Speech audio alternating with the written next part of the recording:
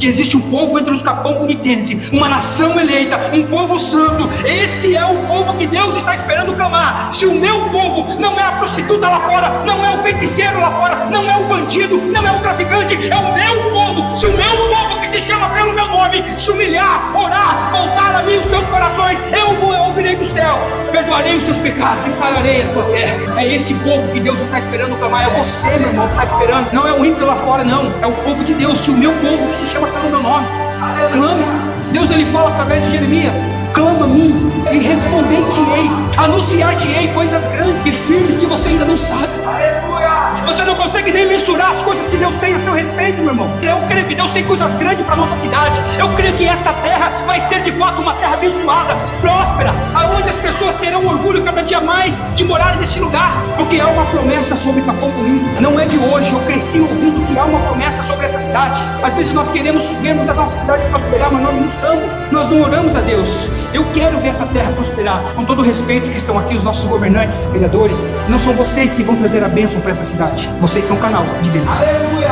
A Bíblia diz que não há autoridade sobre a terra que não seja constituída por Deus. Vocês são um canal de bênção para essa cidade. A bênção vai emanar de Deus na vida de vocês. Como Deus estabeleceu vocês como lideranças desse município, vai chegar um dia que Ele vai cobrar. Vai chegar um dia que a régua vai passar. Então há uma responsabilidade sobre os líderes que estão aqui nesta noite, sobre esta cidade.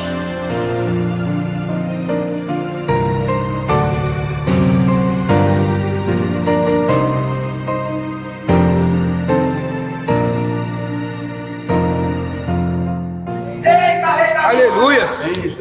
Amém, Jesus poderoso! Amém, irmãos? Pode tomar o teu assento em nome de Jesus, amém? Glória a Deus. Quero cumprimentar todos com a paz do Senhor, amém? Aleluias, é uma alegria poder estar aqui, né? Mas ao mesmo tempo também é uma responsabilidade, aleluias. Nós estávamos agendando um preletor para estar aqui, né? Para que nós pastores também pudéssemos ser ministrados, mas não rolou. Aqui estou eu, Rafa, para a honra e glória de Jesus, né? Estou muito feliz de ver os pastores aqui empenhados, né? Todos juntos, pastores lá atrás também, meio escondido, mas a gente está vendo, né? Prefeito Júlio Fernando, primeira dama Maria Luísa, né? Secretária Ana Luísa, né? Ana Luísa, secretária ali também da Educação, está lá também o vice-prefeito Tamura, né? Sintam-se em casa, amém? Aleluia. Aleluias, glória a Deus. Vamos para a palavra, glória a Deus. Abra sua Bíblia comigo, pode ir sentado mesmo, aleluias. Parece que eu estou à vontade aqui, mas só Deus sabe como está meu coração, né? Pregar na igreja da gente é fácil, né? Quando você vai pregar numa outra igreja, geralmente tem um, dois ou três pastores, dois pastores no máximo. Mas aqui você chega, tem 5, 6, 7 pastores, tem autoridades constituídas. Gente, não é fácil falar. A língua enrola, o português fica difícil.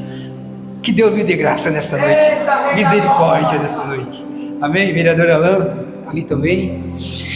Segunda Crônicas, capítulo 7.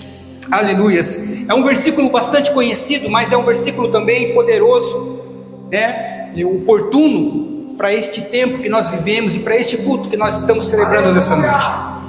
Segunda Crônicas, capítulo 17, versículo 14. Aleluias. Glória a Deus. Não esqueça desse versículo. 17. Oi? 7. Eita, Rei da Glória. Estamos juntos.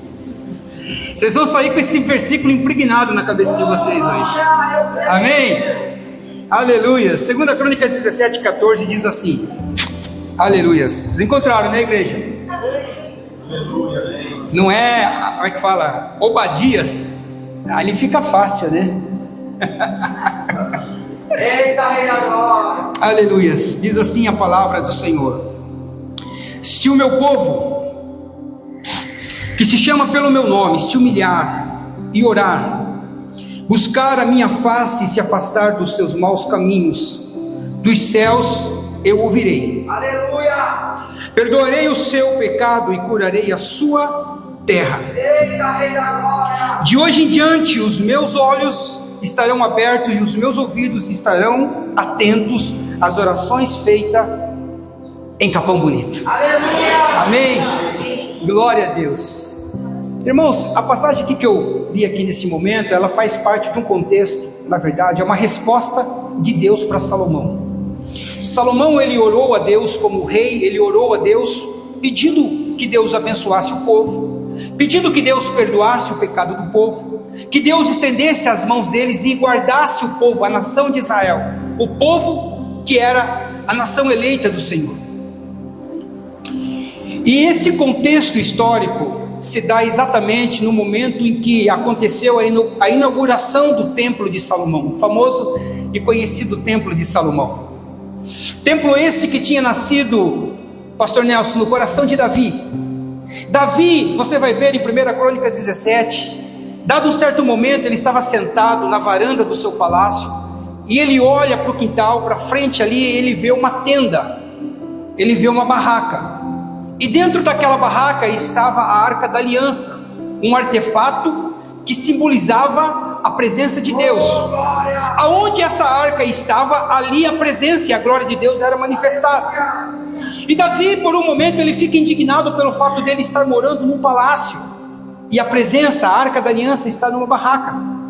E ele coloca no seu coração, então falou, não é possível, eu preciso construir uma casa, eu preciso construir um lugar para que eu possa colocar esta arca. Ele chama o seu profeta e amigo, Natã, e bate um papo com Natã, ele conversa com Natã e fala, Natã, coloquei no meu coração, nasceu um desejo em meu coração de eu construir uma casa para o Senhor, um templo para que eu possa repousar esta arca. Natã olha para Davi e fala, tu és rei, faça conforme você sente em seu coração. E essa conversa acaba, Natã ele vai para sua casa, e à noite Deus fala com Natã. Aleluia! Deus chama Natã e fala, leve um recado para Davi, e diga a ele que não será ele que vai levantar esta arca, não será ele que vai levantar esse templo. Em outras palavras, na verdade, Deus ele se agradou com a intenção do coração de Davi, porém ele não permitiu que Davi construísse o templo, porque Davi ele era um guerreiro, as mãos dele carregavam muito sangue nas mãos. Mas Deus ele complementa esta fala para Natã, dizendo, olha, diga a Davi que eu me agradei, portanto não será ele, mas a sua descendência, a sua semente, o seu filho, esse é aquele que vai construir um templo para mim. Quando amanhece, Natã ele chega diante de Davi, né? E quando Natã chega diante de Davi, Natã era o profeta. Quem conhece um pouco da história de Natã e Davi, chega Natã diante de Davi, pastor, tem um recado de Deus para você. Imagine Davi, porque da última vez, né? Talvez não seja um recado tão bom, rei, mas eu tenho um recado para você. Assim diz o Senhor, não é você que vai levantar esse templo, não é você que fará essa construção. Davi ele tinha todos os motivos para ficar frustrado naquele momento, triste, porque Natã, ao mesmo tempo que ele fala que não será Davi que vai levantar esse templo, ele diz, é a sua semente, é o seu descendente. Olha que interessante, Davi ele poderia ficar talvez com raiva, ou atrasar o processo, ou quem sabe abortar o processo, pelo fato de que o nome dele não estaria atrelado à construção desse templo. Poderia ser templo de Davi, não templo de Salomão, mas Deus não permitiu que ele construísse esse templo. Mas Davi ele não se entristece, não, ele não fica frustrado, muito pelo contrário, a Bíblia vai dizer que ele fica alegre, porque Deus aceitou a intenção do coração dele de fazer uma casa, de fazer um lugar para a habitação da presença dele no meio da nação de Israel. É interessante que quando nós fazemos parte, irmãos, quando nós fazemos parte de algo muito maior, que nos arremete a nós mesmos, quero dizer para vocês, não importa se é você que começa, não importa se é você que conclui, o importante é que seja feito. Aleluia! Quantas obras muitas vezes são abortadas pelo fato, muitas vezes nós não temos iniciado, ou muitas vezes nós nem começamos uma obra, pelo fato de que não será nós que iremos concluirmos, e muitas vezes o nosso coração, temos em nós o orgulho de pensarmos, não, se o meu nome não aparecer, eu não vou fazer. Irmãos, nós fazemos parte de algo muito maior. Aquilo muitas vezes que Deus coloca em sua mão, não está remetido somente a você, porque todas as coisas que Deus dá a nós, é para que seja compartilhado, porque essa é a nossa fé, essa é aquilo que nós acreditamos. Davi ele sabia que ele fazia parte de algo muito maior, pois nós conhecemos o templo de Salomão, algo tão significativo para a nação de Israel. Davi, ele faz uma oração de gratidão, pastor Anderson. Só que ele não cruza os braços não pelo fato de que ele não estava autorizado, mas ele começa a levantar fundos para que a construção acontecesse. Davi não ia construir, mas ele começa a arrecadar ouro, começa a arrecadar prata, madeira, os ornamentos que seriam usados no templo, porque ele queria deixar tudo mastigado, tudo pronto, para que quando seu filho começasse a construção acontecesse rápido. Quando nós vemos Salomão cresce, constrói o templo, 2 Crônicas capítulo 5, Salomão ele conclui a construção do templo, e ele leva todos os objetos, as coisas sagradas para o templo. Tudo aquilo que Davi, o seu pai, consagrou, ele traz para o templo. Só que faltava trazer para o templo uma coisa, um objeto, o objeto pelo qual o templo foi construído. Qual é? A arca, a presença de Deus. Aleluia! Salomão como rei, ele poderia muito bem trazer essa arca, comunicar aos sacerdotes, os levitas, e levar essa arca para o templo. Mas sabe o que ele faz? 2 Crônicas capítulo 5, versículo 2, vai dizer que ele convoca as autoridades de Israel. Aleluia! Os políticos. Ele convoca os chefes das tribos. A Bíblia vai dizer, no versículo 2, capítulo 5, de 2 Crônicas, que ele convoca os chefes das famílias, ou as famílias mais importantes, porque ele sabia que aquilo que ele ia trazer para Israel era muito maior do que simplesmente algo que remetia a ele, mas a toda uma nação. Então ele fez questão de reunir ali as autoridades, os chefes, ou reunir as famílias, para que pudessem então trazer a arca para o templo, para dentro de Jerusalém. Meu irmão, porque a Bíblia fala, e nós sabemos disso, que aonde Deus está, a bênção de Deus acontece. Aonde a presença de Deus está, algo é mudado, o ambiente é transformado. E o que nós estamos fazendo aqui nessa noite é exatamente isso, convocando pessoas, pastores, igreja, para, temos aqui autoridades constituídas para poder atrair para Capão Bonito a bênção do Senhor sobre esta cidade. Essa cidade será uma cidade abençoada, você crê nisso? Aleluias! E as autoridades, os chefes de tribos e famílias, eles acompanham essa empreitada. Capítulo 6, 2 Crônica, você vai ver ali que Salomão, ele faz uma oração a Deus. Primeiro, ele exalta Deus, ele adora Deus, ele clama, ele enaltece Deus naquele momento. A Bíblia vai dizer nesse capítulo que ele sobe numa plataforma de aproximadamente 1 metro e pouco e começa ali a abençoar o povo, orar pelo povo, clamar pelo povo, fazer uma oração pelo povo, pela nação, engrandecendo a Deus. Quando Salomão termina de orar, meu irmão, a glória de Deus desce sobre ti, a presença de Deus se manifesta naquele ambiente, a atmosfera muda naquele lugar, fica algo sobrenatural, que os sacerdotes que estavam fora do templo não conseguiam entrar para dentro do templo, que tamanha era a glória e a presença de Deus dentro daquele lugar. Só que a presença de Deus, pastores, não ficou somente naquele espaço dentro do templo, não. A Bíblia vai dizer que a glória de Deus foi tão grande que a cidade percebeu que tinha algo no ambiente, a ponto das pessoas se jogarem nos pavimentos, nas ruas, encostar ali os seus rostos em terra e todos proclamarem uma só voz: Deus é bom e o seu amor dura para sempre. Quem dera um dia nós vivamos isso em Capão Bonito. Aleluia, esse é o desejo do meu coração para essa cidade. Capítulo 7, quando Salomão despede o povo, manda o povo para suas casas, depois que a festa acabou, durou 7 dias essa festa. Quando ele chega na casa dele à noite, Deus aparece a Salomão.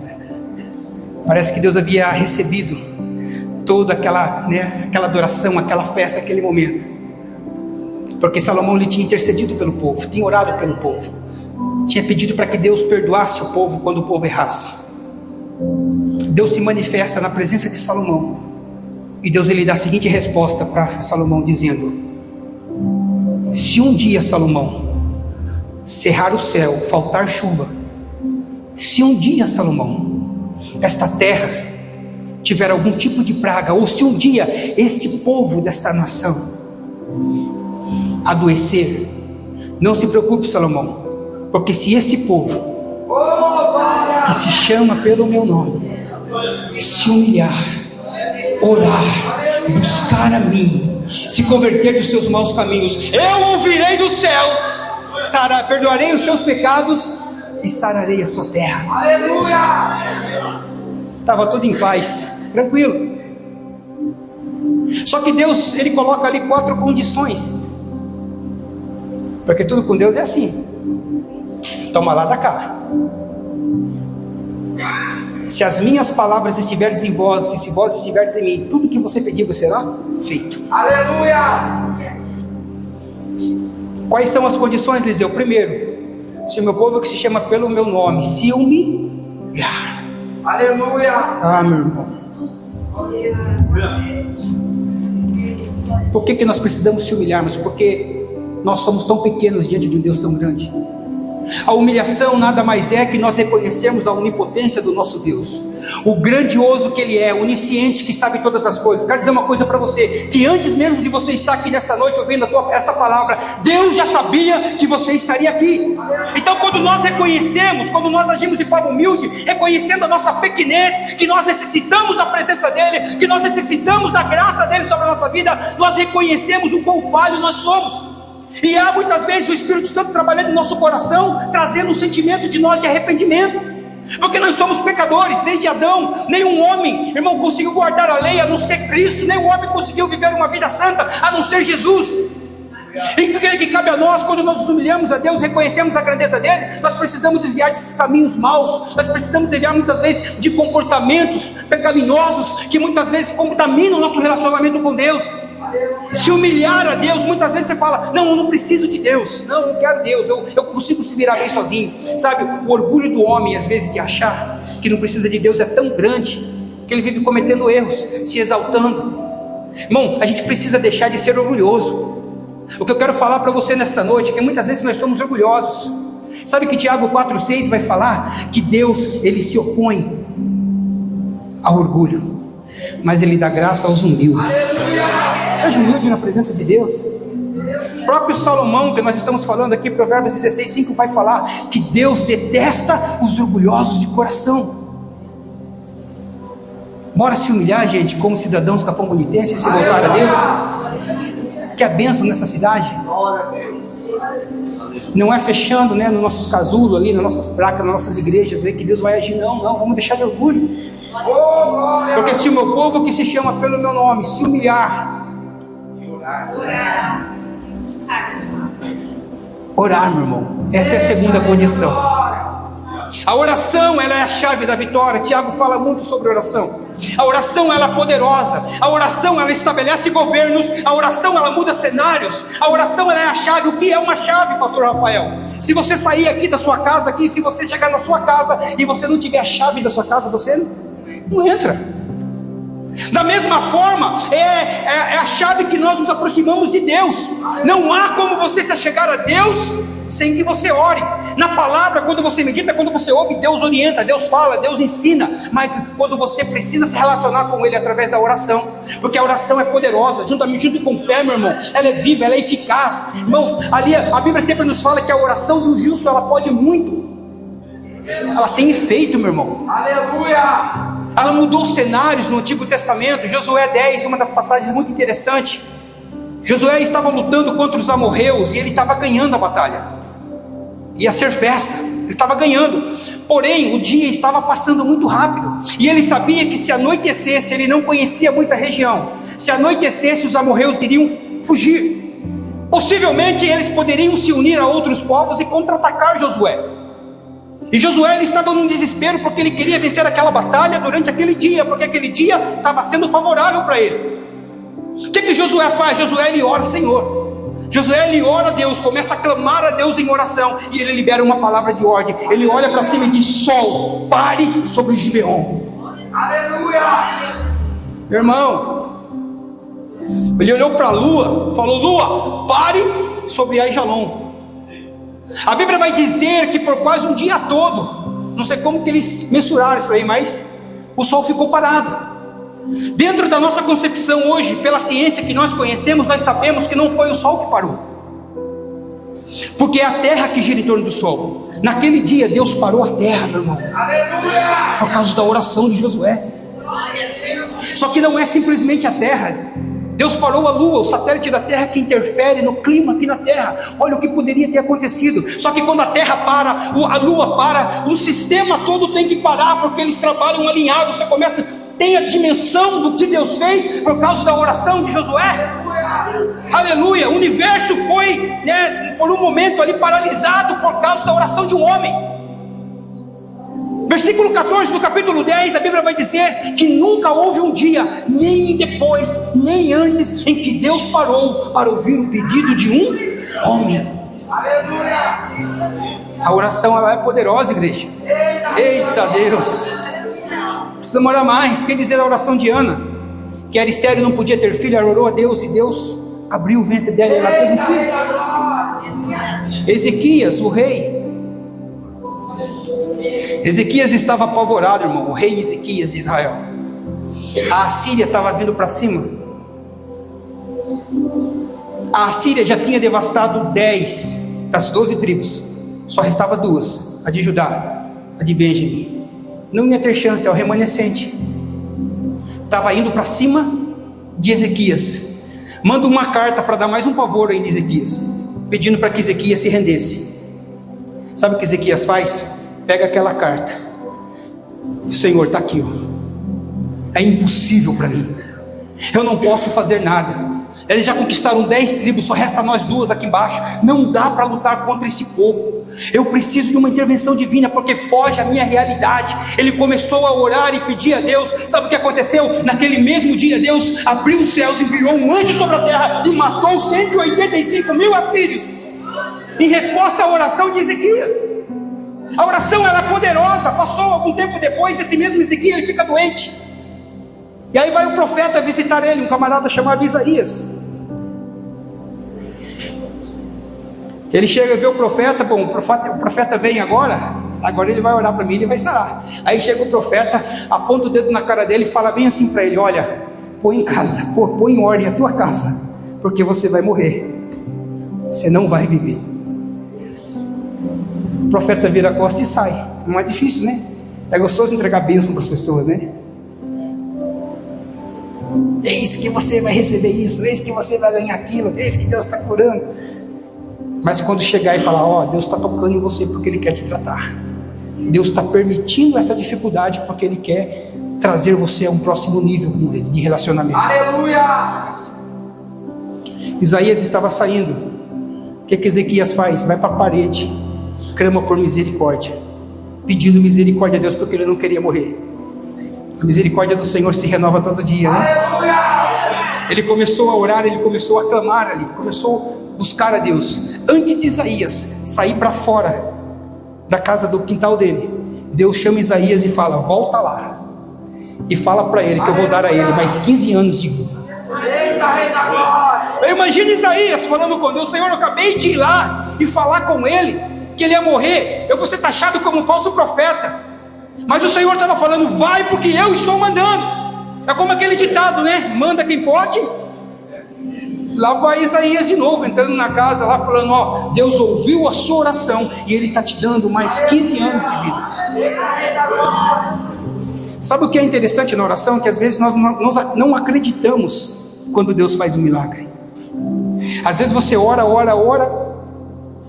por uma causa, aí Deus concede a seu favor, aí você fala: não é possível, foi por acaso. Né? Você não acreditou, né? Estava lá a igreja de Pedro orando no cenáculo. Pedro estava preso. Eles estavam orando pelo Pedro, para que Pedro pudesse ser liberto. Deus, ele ouve a oração daquela igreja, manda um anjo e liberta Pedro da prisão. Aleluia! Pedro, ele sai e vai direto no cenáculo, ele bate na porta. Vai lá, a empregada abre a porta, olha Pedro. As pessoas que estão lá dentro perguntam: quem é que está aí? É Pedro. Não é Pedro, não é possível, Pedro está preso. Sabe quando você duvida daquilo que Deus faz, meu irmão? Mas Deus faz quando a oração de um justo. Aleluia! Quando um justo ora, Deus tem eficácia na oração. Quando Isaías, ele vira para Ezequias e fala: Deus vai te dar 15 anos. Você acha que Ezequias acreditou? Quem garante que isso é verdade? Isaías ficou bravo. Falou: Deus mandou falar para você. Não, mas você pode ter falado isso para me animar aqui. Isaías olhou para ele e falou: você quer uma prova? Isaías estava tão, sei lá, bravo talvez naquele dia, que ele desafia a física. Sei lá se é a física, né?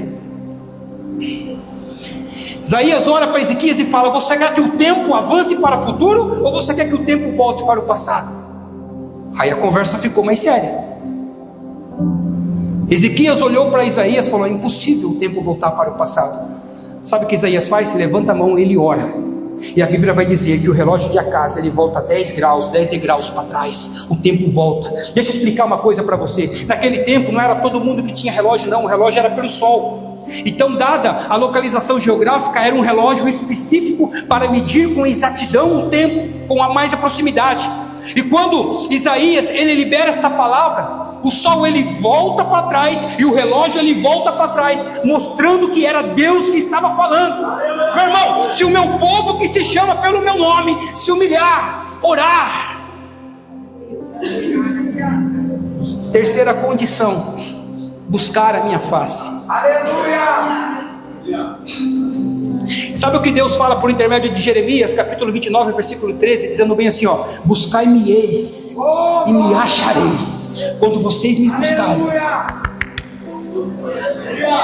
Por isso que tem gente que não encontra, porque a boca diz alguma coisa e o coração diz outra. A boca busca Deus, mas o coração busca as coisas deste mundo.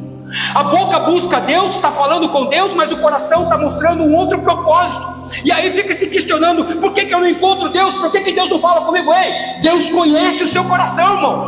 Não adianta você falar com os seus lábios uma coisa se o seu coração não estiver nesse propósito. Buscai-me-eis e me achareis, quando vocês buscarem de todo. Se o meu povo que se chama pelo meu nome se humilhar, orar, buscar a mim, se converter, aleluia, dos seus maus caminhos. Eita, Rei da Glória. O que é uma conversão? Uma transformação.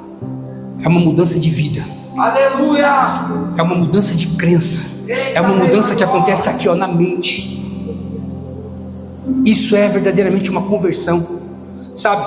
Você precisa mudar muitas vezes crenças que estão aqui, ó, limitantes na sua vida, porque nós servimos um Deus que é impossível. Um Deus do impossível. Aleluia. Nós servimos um Deus que pode fazer coisas sobrenaturais. Sabe, aquilo que você pode fazer, você faz. Mas aquilo que você não pode, você vai lá e apresenta para Deus. Então mude a sua mente. Transforme a sua mente. Paulo ele vai falar sobre isso. Capítulo 12 de Romanos, versículo 2, dizendo assim, ó: não se conforme com essa situação que você vive. Não se conforme com as coisas do momento que você está passando. Não vos conformeis com esse mundo, mas transformai a renovação da sua mente, para que você experimente a boa, perfeita e agradável vontade de Deus. Por isso que nós precisamos convertermos a Deus, para que nós experimentemos o que Ele tem, irmão, para nós de bom. A vontade dele é perfeita e agradável. Versículo 11 do capítulo 19 de Jeremias vai falar que só ele fala assim, ó: eu sei o plano que tenho a vosso respeito, é plano de paz, aleluia, e não de mal, para vos dar o fim que desejais. Quem que deseja coisa ruim? Diga amém. Nossa, vocês estão ouvindo, gente, glória a Deus, né? Crente do forno, né? Quem que deseja coisa? Não, ninguém deseja coisa ruim. Nós desejamos coisa boa. E Deus conhece os planos, Deus sabe os planos que tem em nosso respeito. Não é plano de mal, não é plano mal, não. É plano bom, para dar o fim que você deseja.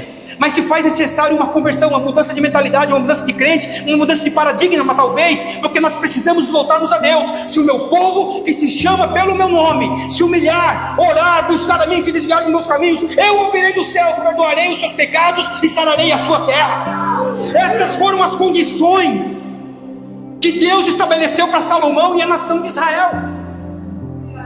Talvez você fique pensando aí, mas você está falando daquele povo lá, Eliseu, você não está falando para nós, para os dias de hoje. Deixa eu falar uma coisa para você, que Jesus, Ele valida essas condições. Jesus, Ele valida essas condições para a igreja dele, para o povo dele hoje. Amém. Nós precisamos, meu irmão, Jesus ele atesta: se o meu povo que se chama pelo meu nome se humilhar. Sabe o que Jesus falou acerca de humilhação?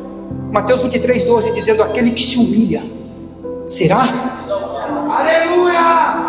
As pessoas vivem falando, né, usando a Bíblia, dizendo: Deus fala que os humilhados serão exaltados. Talvez você esteja passando por uma humilhação, porque você está vivendo um processo. Mas a Bíblia diz: aquele que se humilha, esse vai ser exaltado. Se o meu povo que se chama pelo meu nome se humilhar, orar. Mateus 26, 41. Jesus ele vai falar sobre oração. Ore, orai. Esse foi Paulo que disse, gente, aos Tessalonicenses: orai e vigiai, para que vocês não entrem em tentação. Glória! Mas orar sem cessar foi bonito, né? É bíblico. Se o meu povo que se chama pelo meu nome se humilhar, orar, buscar a mim. Jesus ele fala, Mateus 6,33: busque primeiro o reino de Deus e a sua. Tem pessoa buscando o reino, mas a justiça aí o reino não chega, irmão. Aí o reino não vem.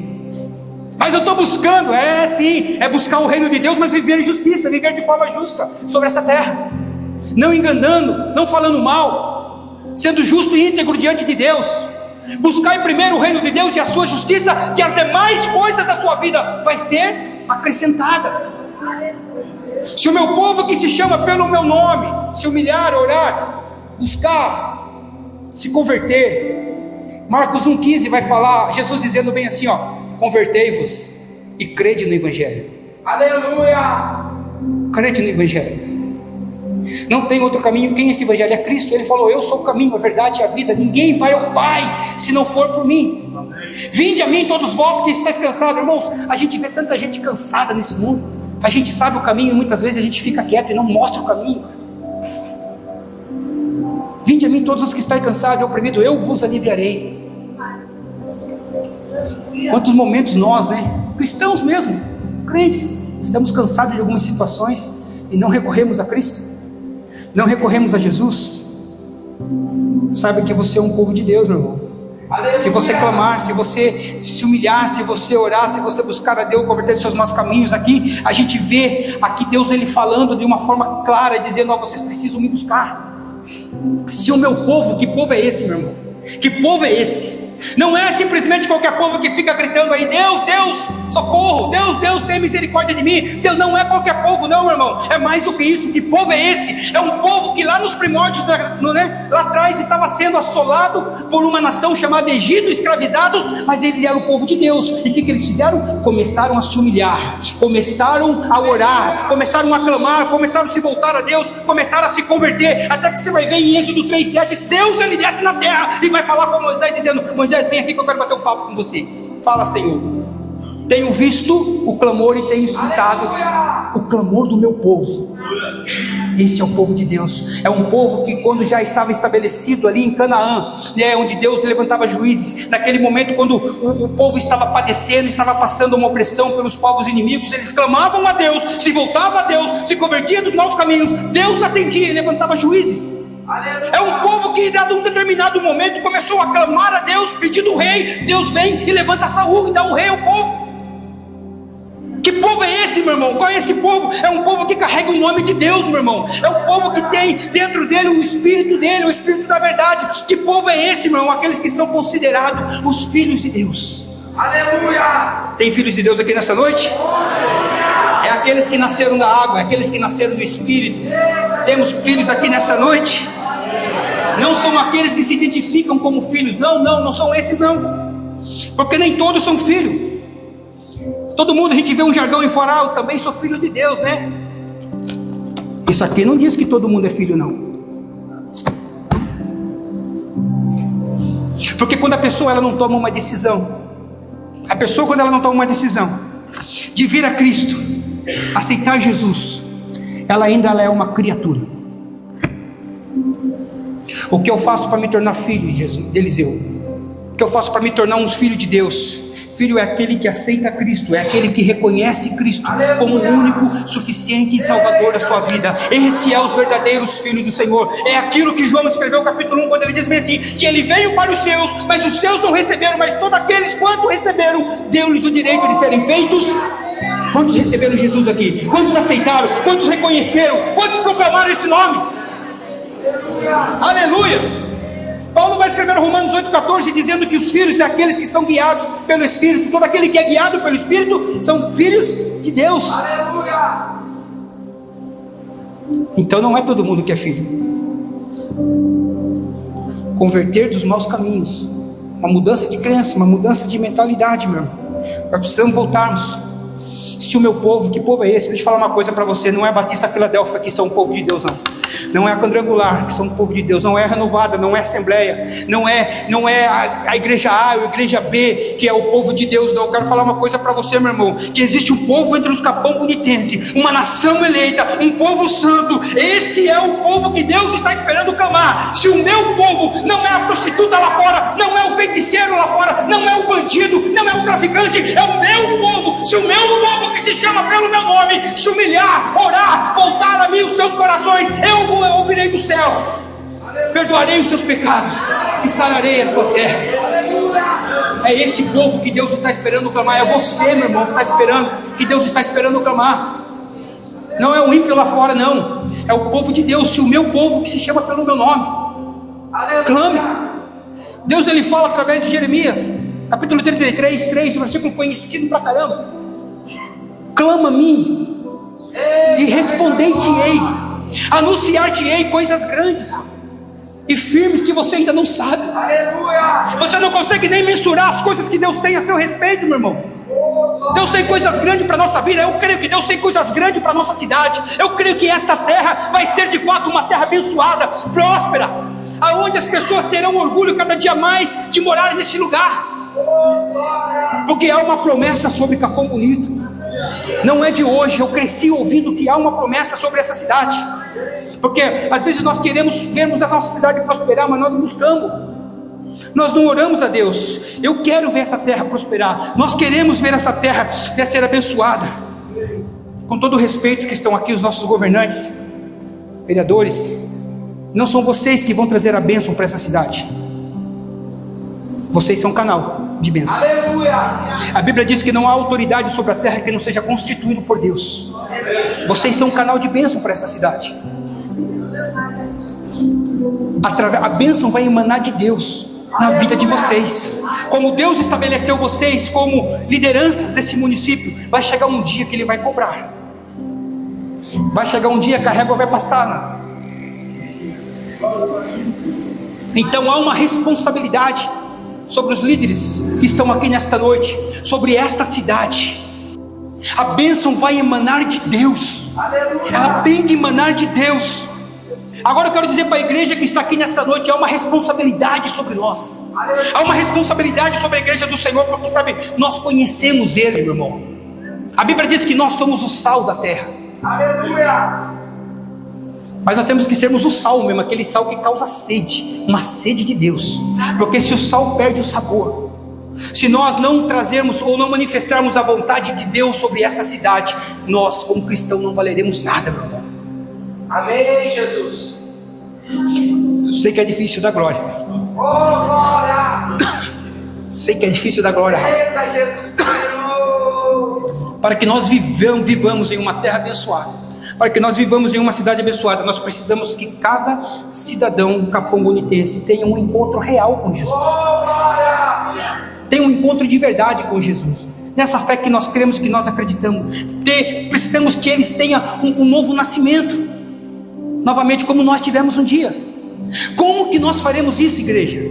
Como que nós ampliaremos, esse novo nascimento para que as pessoas se voltem a Cristo? Não se voltem a uma religião, mas se voltem verdadeiramente a Jesus. Tenha Deus no coração. Como que nós faremos isso? Lucas ele escreve em Atos 2, 42 uma receita ali, se nós seguirmos a risca, meu irmão, vai dizer bem assim, e eles perseveravam na palavra, perseveravam na doutrina dos apóstolos, no partir do pão, na comunhão e nas... É o mais importante, por isso que eu bati bastante na tecla. Este é a receita. O que nós precisamos primeiro é voltarmos às Escrituras, é atestar a ser os verdadeiros bereanos da atualidade, é ver o que a palavra diz, é consultar a palavra, meu irmão. Nós precisamos não somente consultarmos, nos voltarmos, mas perseverarmos nisso aqui, Eu sei que não é fácil ler isso aqui não. Tem pessoas que começam a ler uma folha e já dá sono, quer dormir. Mas quando vai assistir uma série, maratona, não consegue ler um salmo. Quem sabe o que está escrito em Salmo 100 aqui? Ó? 100 não é a Bíblia. Ô pastor, você tirou minha brisa aqui de...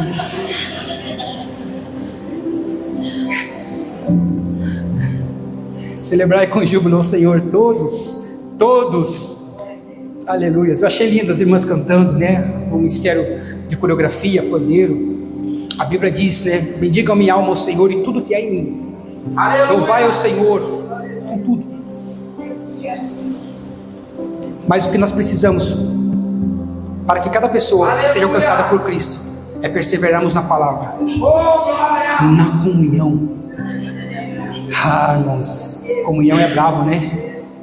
Às vezes tem irmãos que não têm comunhão nem dentro da própria igreja. Quem dera buscar uma comunhão fora dela. Quer viver numa terra abençoada, numa terra próspera? Persevere na palavra, na comunhão, no partir do pão, koinonia, compartilhamento de um propósito. Aleluia! E nas orações. Porque se a igreja de Cristo, não a igreja A ou a igreja B, a igreja de Capão Bonito, se ela perseverar na palavra, na comunhão, no partir do pão, na oração, sabe qual é a resposta? Versículo 7 do capítulo 2 de Atos, quando diz bem assim: e Deus acrescentava todos os dias aqueles que iam ou haviam de ser salvos.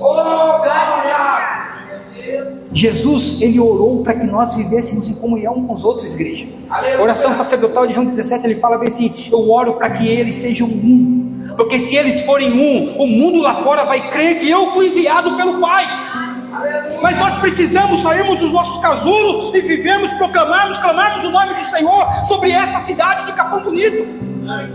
Isso é uma responsabilidade minha, uma responsabilidade sua, é a nossa responsabilidade como igreja. Eu acho lindo as igrejas orar pelas nações. Poderoso, é bíblico, nós devemos orarmos mesmo, pela Europa e tal, né? E vai missionário para lá, e vem missionário de cá e tal. Eu acho isso fantástico, mas eu acho que nós, primeiro, devemos olharmos para a nossa cidade, irmão. Aleluia! Às vezes nós oramos para vários continentes, para outro continente, mas não oramos para o Capão Bonito.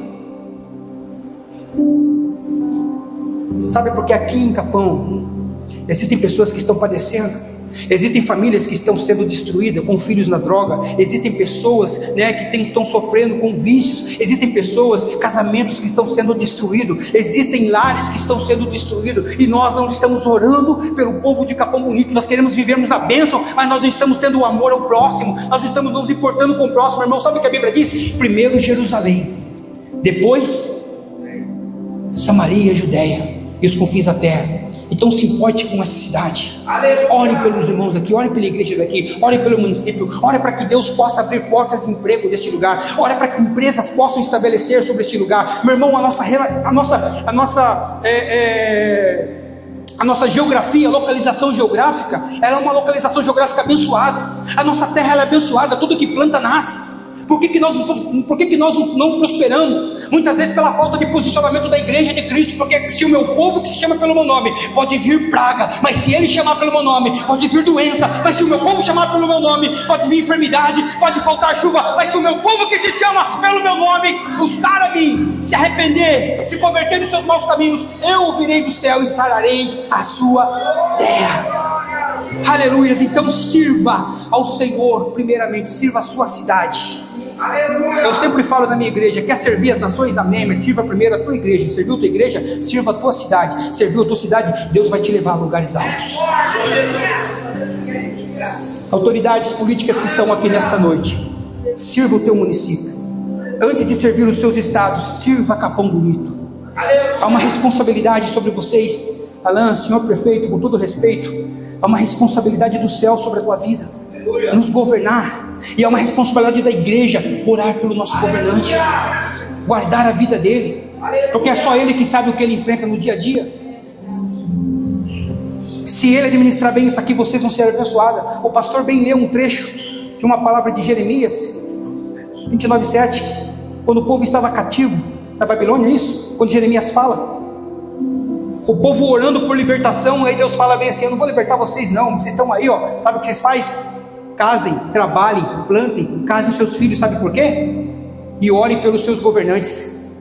porque a bênção de vocês depende deles. A nossa bênção depende dos nossos governantes. Nós precisamos orarmos por ele, para que Deus dê sabedoria, para que Deus sirva. Então, antes, é uma responsabilidade sobre a igreja e sobre os nossos governantes que estão aqui. Nos governe com sabedoria de Deus.